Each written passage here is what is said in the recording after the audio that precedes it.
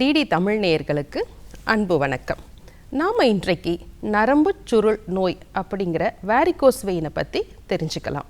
இந்த varicose vein பற்றி தெரிஞ்சுக்கிறதுக்கு முன்னால் நம்ம உடம்புல ரத்த ஓட்டம் எப்படி இருக்குன்றதை தெரிஞ்சுக்குவோம். நம்ம இருதயத்திலிருந்து 2 வகையான தமனி, சிரை அப்படிங்கிறது இருக்குது. தமனி அப்படிங்கிறது நம்ம இருதயத்திலிருந்து நல்ல இரத்தத்தை உடல் முழுவதும் கொண்டு செல்வது. இது பருத்து தடிமானதாக இருக்கும்.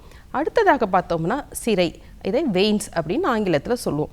இது உடல்ல இருந்து எல்லா பாகத்திலிருந்து இரத்தத்தை இருதயத்திற்கு எடுத்து சென்று நுரையீரலுக்கு சென்று அதை சுத்தப்படுத்துவதற்காக உள்ளது. இதனுடைய வால்ஸ் பார்த்தோம்னா ரொம்ப மெலிதாக இருக்கும். இதில் ஒன்று பார்த்தோம்னா இந்த சிரையானது இரத்தத்தை கீழிருந்து மேல் நோக்கி நம்ம கொண்டு செல்லணும். அப்போ புவியீர்ப்பு விசைக்கு எதிராக அதை எடுத்து செல்லணும். ஆகவே அதில் சின்ன சின்ன வால்வ்ஸ் எல்லாமே இருக்கும். இது எதற்காகனா அந்த இரத்தம் தேங்கி விடாமல் இருப்பது. இது இயற்கையிலே படைக்கப்பட்டது. சரிங்க, நம்ம நோய்க்கு வருவோம். இந்த நரம்பு சுருள் நோயில் என்ன ஆகுது அப்படின்னா, இந்த வெயின்ஸ் அதில் இருக்க இரத்த நாளங்களில் இருக்க அந்த வால்வ்ஸ் சரியாக வேலை செய்கிறதில்லை. அதனால் மேல் நோக்கி செல்ல வேண்டிய இரத்தமானது அப்படியே மெதுவாக செல்லும். இதனால் தடைப்பட்டு அந்த நரம்பானது பருத்து சுருண்டு கால்களில் காணப்படும். இதை தான் வேரிகோஸ் வெயின் அப்படின்னு சொல்லுவோம். இது யார் யாருக்கெல்லாம் இருக்கும் அப்படின்னு பார்த்தீங்கன்னா, நீண்ட நேரம் நின்று வேலை செய்கிறவங்களுக்கு இது அதிகமாக காணப்படும். நம்மளுடைய அன்றாட வாழ்க்கையில் பல பேரை பார்த்துருக்கோம். காலில் பக்கவாட்டில் இடப்பக்கமோ வலப்பக்கமோ இந்த நரம்புகள் சுருண்டு காணப்படும். சிலருக்கு தொடைப்பகுதி வரை இருக்கும். இது ஆரம்பத்தில் எப்படி இருக்கும் அப்படின்னு பார்த்தோம்னா லேசான பச்சை நிறத்தில் இருக்கும். சிலருக்கு பார்த்தோம்னா தொடைப்பகுதியில் அப்படியே சிலந்தி வலைப்பின்னல் போல இருக்கும். ஒரு நீல நிறமாகவும் இருக்கும். இதை ஸ்பைடர் நேவி அப்படின்னு சொல்லுவோம்.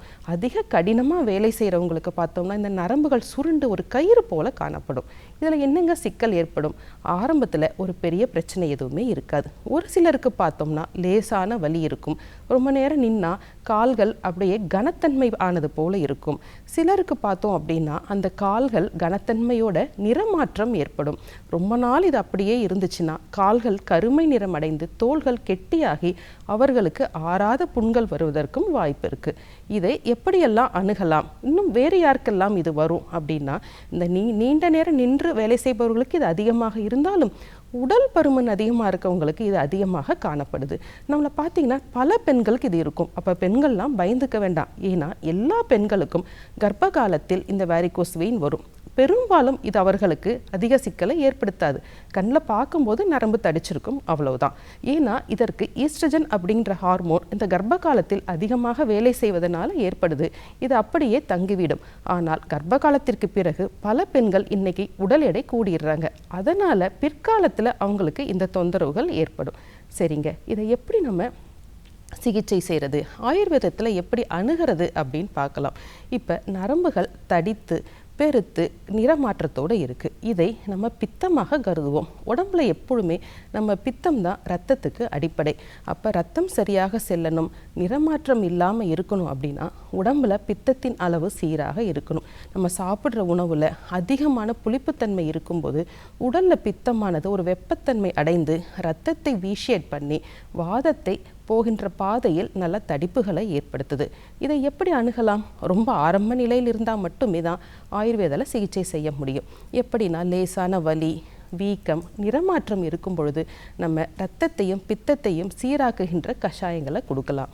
அதிகமான நரம்பு சுருள் இருக்கும் பொழுது ரத்த மோக்ஷனம் அப்படின்னு ஆயுர்வேதில் இந்த பிளட் லெட்டிங் தெரப்பி இருக்குது. இந்த பிளட் லெட்டிங் தெரப்பி மூலமாக அந்த சீற்றமடைந்த ரத்தத்தை கொஞ்சம் வெளியேற்றும் பொழுது ஒரு தற்காலிக நிவாரணம் அவங்களுக்கு ஏற்படும்.